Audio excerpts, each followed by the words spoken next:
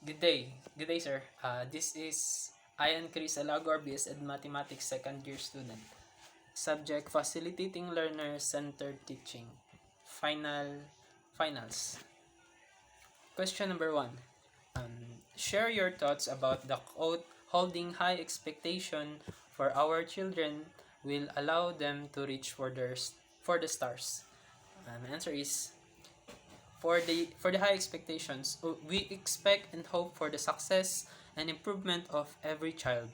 If we set high standards, surely children will improve if they accomplish certain tasks. So, totoo to nung holding high expectation to our children, especially sa mga students, high expectations, so that they will give their best to get or to accomplish that standard na ibinigay sa kanila, which is gagawin nila yung task na ibinigay sa kanila at i-improve. At once na na-improve nila yon or na-accomplish nila yung task na yun, siguradong may matututunan sila sa task na na-accomplish nila. So, yun. So, holding high expectation for the children will allow them to reach for their stars or their goals. So, one step na yan sa mga students na kapag natapos nila ang isang task is good improvement for the next step and towards their goal. Then number 2, explain your own opinion about the three factors and give at least one example in each factor. So, first factor is the innovation is very present even now. Like the video in the 21st century education that we have seen the last meeting, there are 3 persons involved or 3 students. There are Elena, Jose, and Lucy made a project, the solar powered bulb, making something new to improve the living. So innovative, we make something new and we improve something like in the video they are given a task and to make a projects. So they come up with the idea of the solar powered bulb. So that is innovative because something new and something will help the living of the people. So innovation. Second is the collaboration. Collaboration is like in the video, there are 3 persons involved. Collaboration means that you are not going to solo the project. Collaboration means there are 2 or more persons involved, or you are going to collaborate with other persons, or you're going to need some people to achieve your goal. Like in the project, they made something, the solar powered bulb, they can consult to an electrician or like that. So collaborative, not just by yourself, by also means of the helping one another to achieve certain goals. So third is the creative thinking. While making the project, I am sure that they are brainstorming to come up with the good project. So before the solar powered bulb, creative thinking is present. They brainstorm what is the best project or good project that they will make. So that's it, creative thinking. Third question, explain on your own thoughts. In 21st century, technology affects our lives. Why or why not? So explain my thoughts on 21st century technology. Does it affects our lives? Of course it affects our lives, especially now. Technology in 21st century is massive in every corner of the earth. So every corner of the earth, the technology is improving and booming, and it means it keeps on upgrading. So that is the 21st century is massive in every corner of the earth. One example, this time or even in these times of pandemic, the COVID-19, we can still gain knowledge and continue schooling even in our homes only.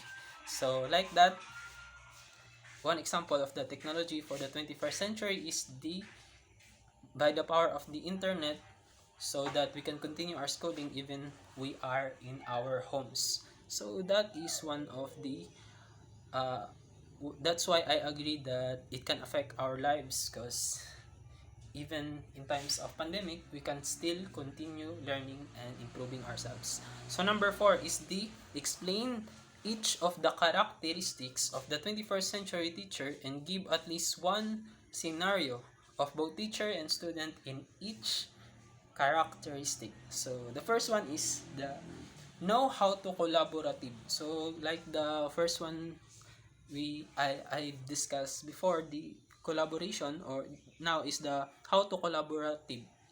Using of manpower as much as possible means not only you not doing alone. So you are going to need it must be 2 persons and above. So manpower much as possible, like the teachers is giving a project. While giving the project, the teacher must have or it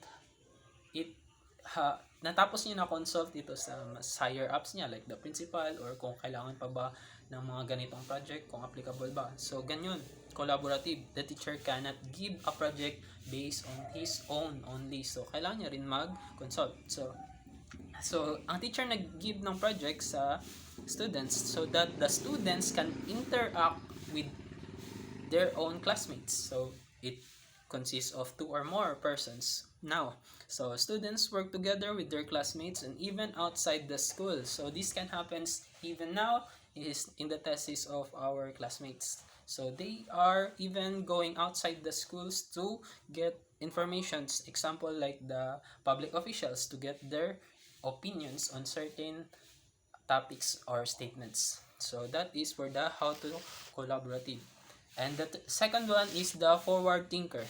So forward thinker, no one is being left behind. So this is true for the teacher ensures that each student can and have the ability to accomplish the task. So the teacher will not give tasks and that are beyond the ability of the student. So the teacher hindi yan siya magbibigay ng mga tasks or activities na hindi kaya ng estudyante. So, bago niya ibigay yung mga tasks, alam niya na kaya to ng mga estudyante.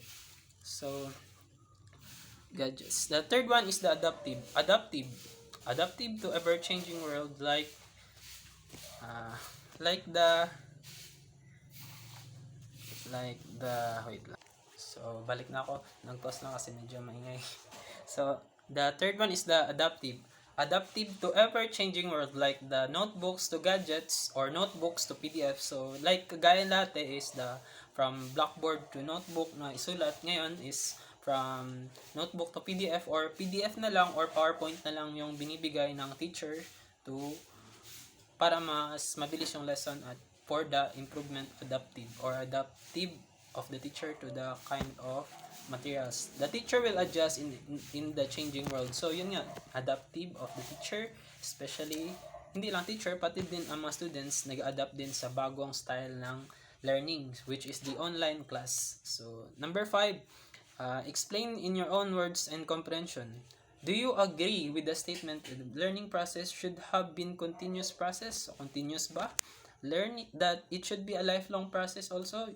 So for me, I agree that the statement learning is constant and does not stop, which is true naman kahit sa mga teachers. They are still learning even now. They improve their skills, learnings for their better improvement also. So this is true as we observe from the history. Yes, history. Kagaya ng from the caveman hanggang na-discover ang fire to the modern man, which is the technology is improving and learning is non-stop. So yun, the 5 questions for the facilitating learner. From the video, we have watched the 21st century education and the characteristics of the 21st century teacher. Bye, sir.